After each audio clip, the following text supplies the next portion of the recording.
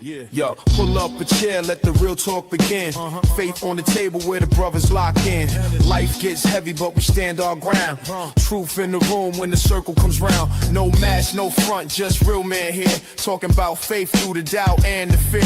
From the grind of the week to the lessons we share. Welcome to the men's round table, pull up a chair. Men's round table series, step inside. Real men, real faith where the truths collide. Voices at the table where the stories get shared. Welcome to the men's round table. Pull up a chair. Welcome back to the Men's Roundtable Series Interview Spotlight. I'm your host, Mr. U. Wherever you are and have you watching this show, thanks for making us part of your week. We're live on LinkedIn, Facebook, and YouTube as we speak.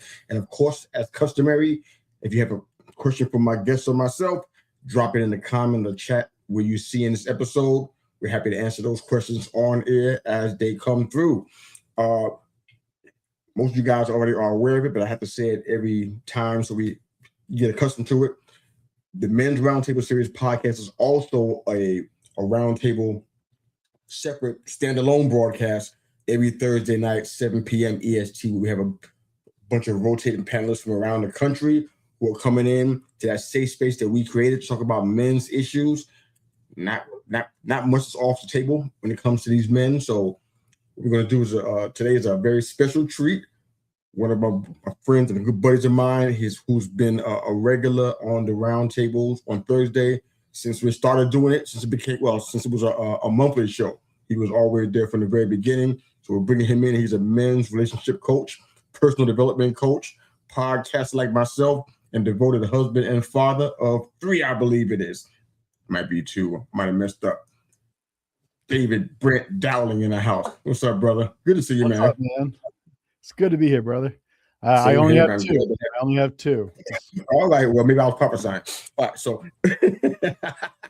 but good to see you, man. Your daughters are beautiful, by the way. I know there's 2 girls at least. I knew that much. But all right. So on this show, we kind of just get into usually with time crunched. So we just talk about the things that kind of is going on from a male perspective. I'd love to hear about why you decided. I mean, in my mind, it might sound simple to everybody else. Oh, he started talking about men stuff because he's a man, duh. But I feel like we can go a little deeper than that. We like we always say on our show, we're a lot more complex than that. So why'd you decide to start creating men's content? You didn't have to do that. You could just post stuff on social media and talk to your male buddies. You didn't have to create content. Why'd you start doing that? Oh man, I feel like I've told you this story, I think, when we talked before, but for all of the people who are meeting us for the first time, I started writing a book like 6 years ago.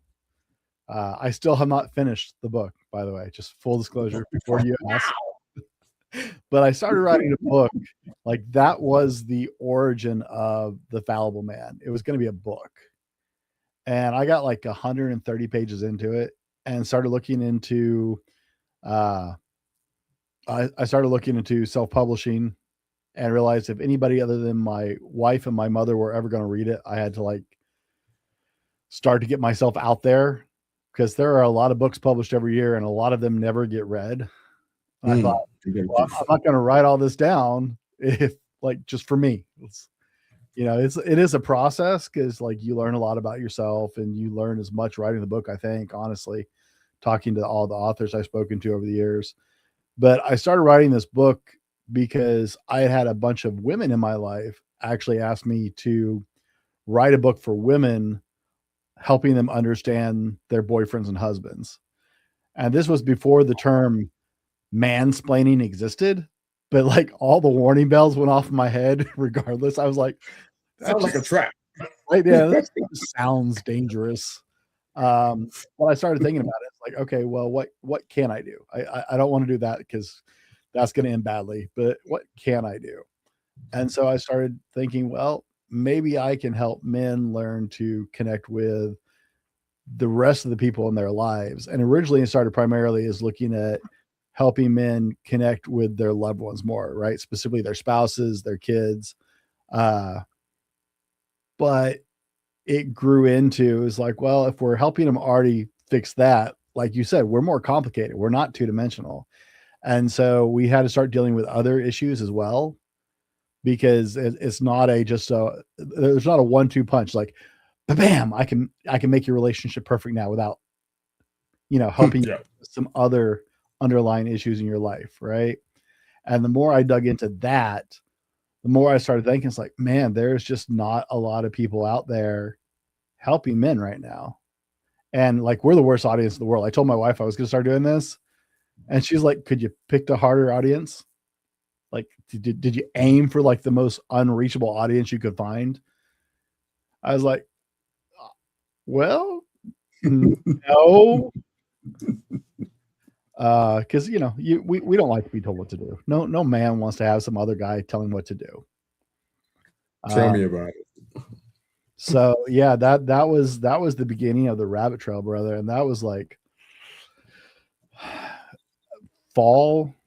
spring. That whole thing started spring 2020, and we launched our first shows, the first 10 episodes of my original podcast, which was the Fallible Man podcast, now the Driven to Thrive broadcast, 402 episodes ago now. Those first 10 episodes dropped September 1st, 2020. And I've been doing this ever since. This is quite a journey, man. We can talk about the podcast part too. Maybe we can try to find a way to get back to that. But, there's so many little key words, not just from your bio, but just from our conversations. And it's been, we go into years of almost talking about misalignment, owning the role that we have without all the guilt and the shame attached to it and everything. And just trying to learn how to be relational, which is something that men struggle with so much. Even though I may know the answer, we're speaking to an audience of men who haven't got a chance and the pleasure of meeting you yet.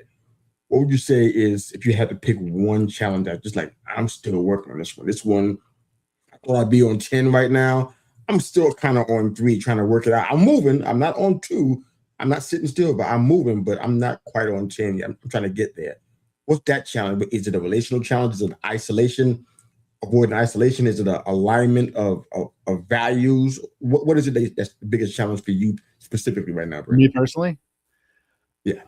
My biggest issue is asking for help. I've always been so independent. We grew up moving a lot. Like my father was a domestic missionary, and we moved every 3 years most of my life. It wasn't until I settled where I'm at now that I've ever stayed anywhere longer than 3 years in my whole life. And with that, right, you say goodbye a lot, and people come and go a lot. And so you learn to be really fiercely independent because you're always starting over again somewhere. And the only people you really got to rely on when you're doing that is, military families understand this one really well. It's you. You got you and you got your family, and that's what you can count on.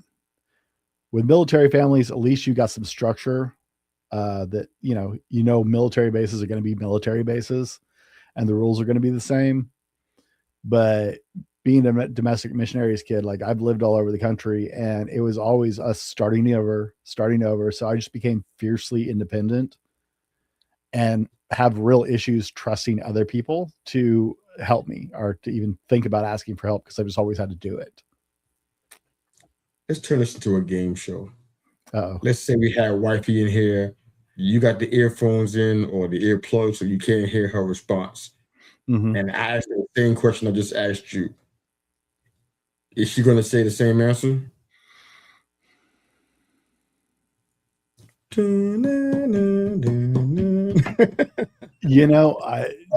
going to be close. Okay. Sarah will tell you that I will carry the world's weight on my shoulders to the point where I will just grind into the ground no matter what. I'm that guy that's just like, okay, yeah, I'll take care of that. Oh yeah, I'll take care of that, right? Because I don't trust anybody else to get it done, and I don't let people in easily.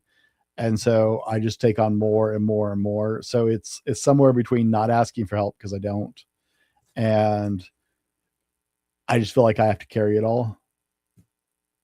If you ask my wife, I feel confident in that answer after 25 years. So yeah, congratulations, man. 25 plus years and 2 daughters You definitely are. You care about shaping relationships. That's fairly obvious. I know how devoted you are to them, and the whole hashtag girl dad thing. You're doing it.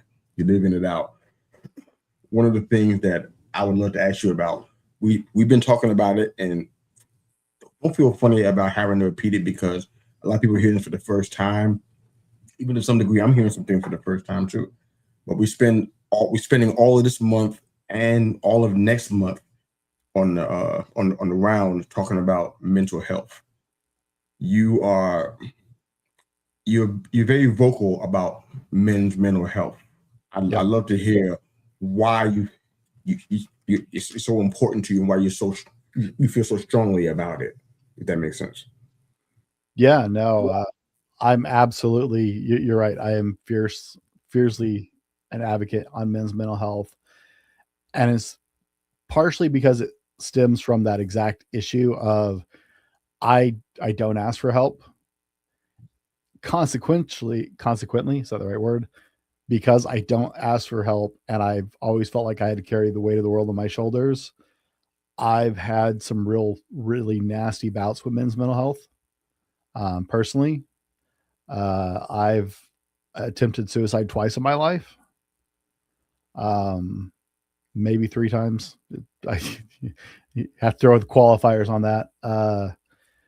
In my younger years, I just got into some bad headspace and then some bad situations, and there was no out, there was nowhere to go, and I didn't see a light at the end of the tunnel, and I felt so utterly alone, and I knew I got myself there that I just didn't see a way out, and so I've been on that precipice multiple times. I've survived that precipice. I have scars on my wrist, um, where I was actually subconsciously cutting my wrist. I did not know I was doing it at the time. I was playing with a knife and someone stopped me because I was starting to bleed and I had no idea I was actually doing it. I was just talking to somebody at the time. And so I've dealt with that, and then anxiety and depression. I've I have crowd issues with large crowds, anxiety. If I go sit at a place, like even at my church, right? I've gone to the same church for the last, I don't know, 14 years, 15 years. And even at church, I sit at a cross section of 4 aisles because I have to have the space around me because I need the extra space so I can move so I don't feel trapped. I don't go to concerts. I live next to one of the largest concert venues in the Pacific Northwest. The Gorge Amphitheater is 10 miles down the road. I've never been to a concert there in almost 20 years of being here because I just can't handle the crowds. And so I struggle with that. And like I said, bouts of depression over the years. So I have struggled with it. And I've had some wonderful people, my wife being one of them, who has been through the ups and downs and the goods and bads. She was there when not physically, but she was there with me when I tried to kill myself at one point. It was talking to her on the phone for hours and hours and hours that talked me down. And that was back when we were engaged. We were on opposite sides of the country. I was in the military at the time. She didn't have to stay with me, but she chose to. Seeing the depth of the ugliness that was possible at that point. And so it was people in my life that walked me off those ledges and that I'm still here with. And because I've been down that and lived through it, I've been in the darkness more than once. I feel very compelled, like it's something I need to, that I need to champion, because once you've been to the darkness and come back, you can't help but want to bring other brothers home. So I mean, no, that's profound and poignant, and you always are. That's why we started the show in the first place, because of a guy on a bridge. Yeah. Started the show. It wasn't because I wanted to have more likes and go toe to toe with analytics. None of that stuff is true. It's because of the guy on the bridge. So I can definitely relate to this. You also talk about something I think is healthy. that's important for men to deal with, and that's the health and fitness journey. I believe you're a former personal trainer. You have so many injuries and such, but I still believe that you are still concerned about that life and that discipline. Talk to me a little bit about that real briefly before we move on about that. Men, the first thing we let go is our health. As a man, that is the easiest place we find time to do all the other things we feel like we have to, is we let that personal health go. We stop eating well, we stop exercising, we stop doing anything but working our asses off. And so you hit the nail on the head. I got into it. Like, I started exercising. I started going to the gym when I was 11 years old. My dad would take me to the YMCA, and he wasn't big into weight training, but he knew I was interested in it. So he'd take me to the YMCA so I could lift weights. And I learned from the old guys there. So I started learning to lift weights from the old guys at the gym, right? I started picking up boxing from a former Golden Glovers who was worked out there at the gym. He let me use his gloves, and he'd teach me how to hit the bag right and stuff.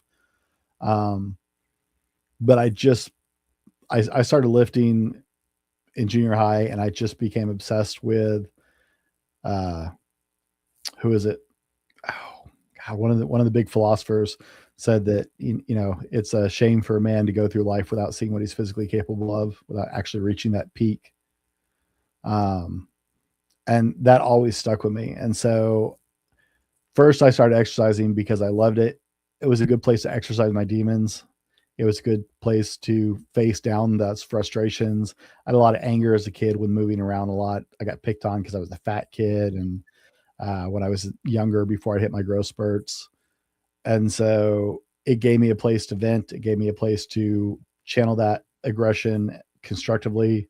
And then over the years, as I lifted more and more, I started racking up some injuries, and it saved me. It's the reason I can still walk. I've broken my spine twice now. Once in a freak accident, I fell 20 feet and landed on a bunch of church pews and fractured my skull and my spine. Spent a couple of days at the ICU, and the bone didn't move. It's the only reason I can walk. But the way it fractured, it doesn't hold itself in place the way it's supposed to. And so if the muscle around that part of my spine deteriorates, it starts to slip and actually cuts off the feeling of my legs. Wow. I've woken up and not been able to walk before. And I haven't been exercising enough. So literally deadlifting keeps me walking. And then I broke my neck. I went down with 600 pounds on my back at the gym and fractured my C5 vertebrae back in 2020. Interestingly enough, it was a big year. So it's going to the gym, is lifting heavy weights. And I mean, I lean into really heavy. I've tried all the different fitness things. I've coached all the different fitness things, but it's lifting heavy is what actually makes me able to function after multiple injuries. So I live in it, and I love it. And I love helping other people. Those are my favorite clients. I like the people who actually have injuries they're trying to recover from. Those are my favorite clients. Oh, I love that, man. I'm glad that you were able to move past the injury, because some folks get there and they don't get out. So you're very privileged to be able to do that and still focus on your health. I want to end our show with talking about something that you and I love and enjoy, and that's podcasting, man. The Driven to Thrive broadcasts. I think I was on a couple of your shows, if I'm not mistaken. Yeah. I love what you're doing. I mean, beside the professional speaking, and I believe you and your wife had a foundation together, the Fallible Man LLC, I think it was, that you guys built together, I think. That's our company.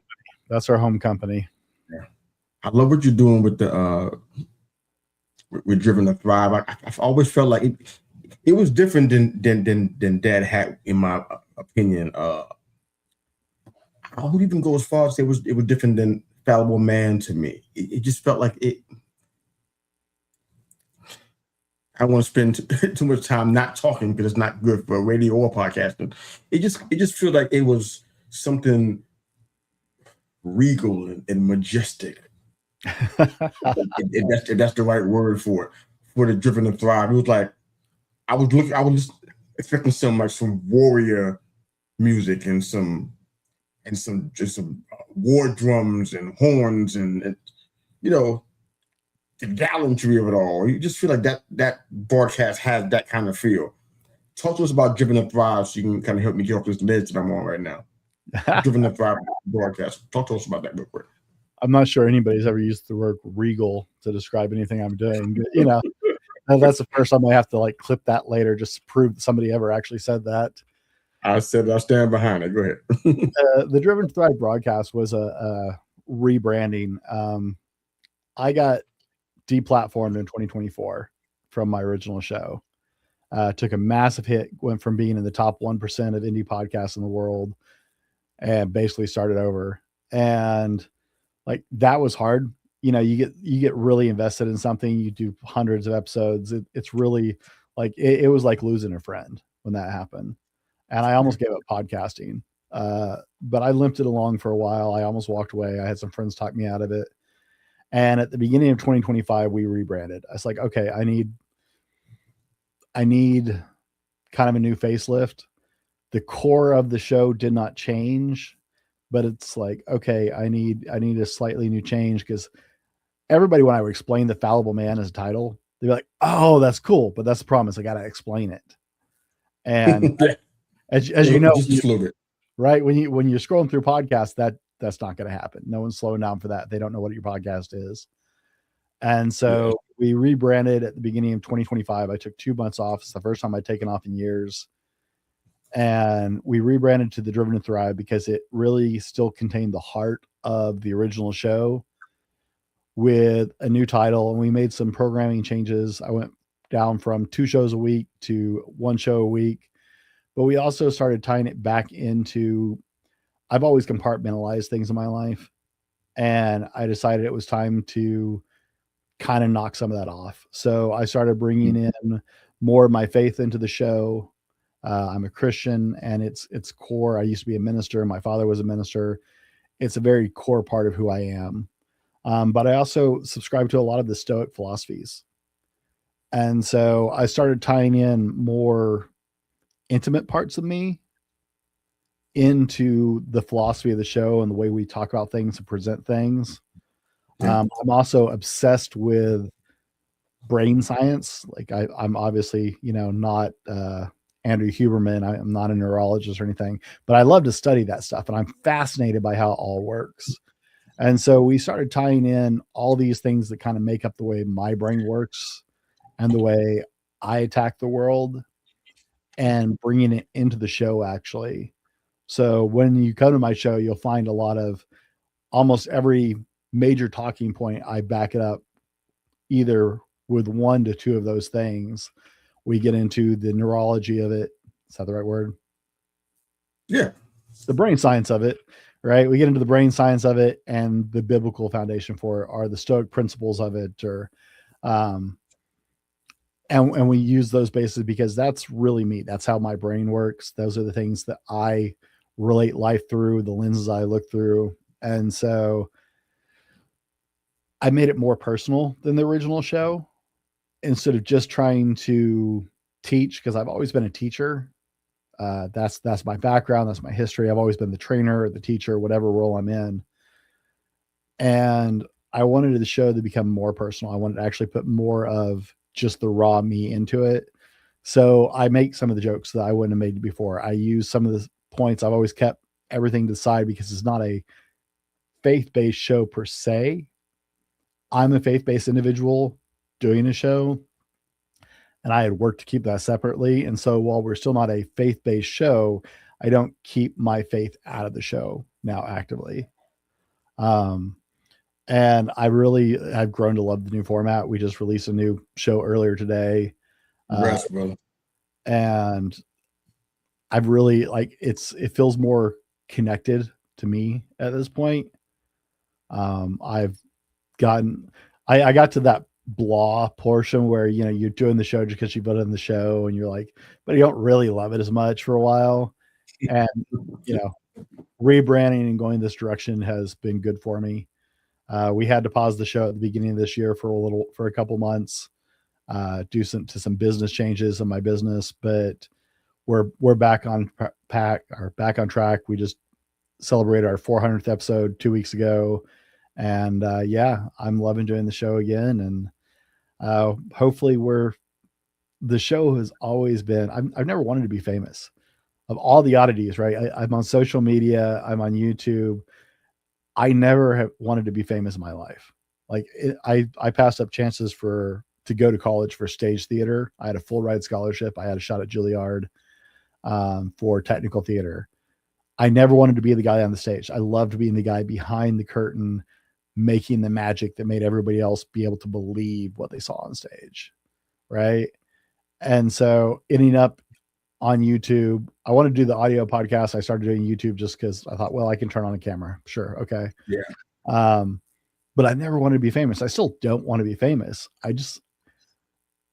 I want to go to the end of my days knowing that I did my very best to help other people live their best lives. You led me to my last question for you for the day. So fantastic segue.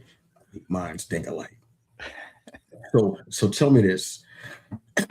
I feel like you already are you're already 0.5 miles from fame with this new venture that you're in right now. Yeah. However, I'll let you off the hook and we won't put the heat on you regarding that. But I'd love for you to end our broadcast. We just have to kind of let everybody know that's watching and listening how you feel like you changed most through this new journey that you're on with Quincy and everything. Kind of talk to us a little bit about that real quick.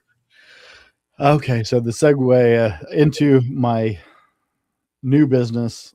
We've moved the business, and I do news now. I'm actually a registered member of the United States Press Association. I have a morning daily news podcast for my local community and a website where we run news stories. I was just wrapping up a story right before I jumped on here. I literally just got a phone call from a friend of mine thanking me for one of my stories because it actually pushed some county people into action to solve some problems. So I'm feeling myself right now because I put a little heat on. It's like, that's what journalism is supposed to be, right? It's supposed to add transparency. It's supposed to help people stay accountable through transparency. And that's what we're trying to do. We're just trying to make my community a better place because we have a whole lot going on in our small community, but like the communication platforms here, it's just non-existence. It's actually, I've talked to the city officials and stuff like that. It's a major problem in our area. And so we're still doing my other shows. I just moved my desire to help make people's lives better and got much more locally focused. That's always been one of the things that's been difficult with my other podcast is I've never found a way. I tried to do a couple conferences. I've never been very successful at bringing the work we were doing online with men home. And so it's a little broader. This is for the entire community. It's not just for men, but I still feel like this is helping our community come together. It's helping us see each other and connect with each other and make our community stronger through being both this information hub and helping people find other things going on in our community and celebrating what's going on. It's putting a lot of there's so much going on. Like one of our girls just broke the high school track record for the 100-meter dash and is going to state. Wow. Right, she just did 12.76 seconds, the 100-meter dash. 12.6? 12.76. Yeah, she just set a new record for our school. Wow, that's incredible, man. Yeah, she's heading to state today. But it wasn't long ago in our community, like Facebook is the only way you can find that information. We don't have a newspaper anymore other than digital news I do, and we don't have the other stuff. So, right, I got to share that today, and I feel really blessed that I got to share that with our community because she should get her moment to shine, right? She did something huge, and we're a big sports community anyway. And so people should know about that, right? And now she gets to shine a little bit more. She gets to be seen a little bit more, right? And it makes people proud of our community. And so that's the biggest change is I went from primarily focused with men, and I'm still doing my shows, to we're just trying to bring our local community together, because really, if I can start that at home, right, that's still a huge win. We're still impacting lives in a positive way. And some people may not see news media that way, but honest news that's just reporting news and not trying to shape stories or tell people what to do or, what to think or believe, it is becoming a rarity. We're going to have to go to independent journalists for that these days. Absolutely. And so we got a lot going on in our community. Every community does. And I looked up the stats, right? On average, any given community. So in your community where you live, on average, less than 10% of the population knows about any given event. So whether it's a school event or a church event or anything going on in your community, still the fact is only 10% of the people in your community know it's actually happening, if that. As you said. So Wow. Trying to change that conversation. Yeah, I think you're doing that. I love what you said about, the men's work you're doing and just kind of feeling like, it's not getting across. So I really, really hope that the men work you're doing, and I even selfishly want that for myself, because I started this for the right reasons. I'm sure you did too with what you're doing, and we're helping each other in ways to help promote that. I really hope that the men that are watching and listening can get past all of the other stuff, all the ego and all of the other stuff, and recognize, what, there's two men on this screen right now who legitimately care about you as a species and want to see you grow and change and be the husbands, fathers, brothers, and sons that God created you to be. So I'm honored to know you, brother, honored to have you on this platform, and I'm so grateful that you decided to be a part of this and to even be on this spotlight today, man. Thank you for doing this.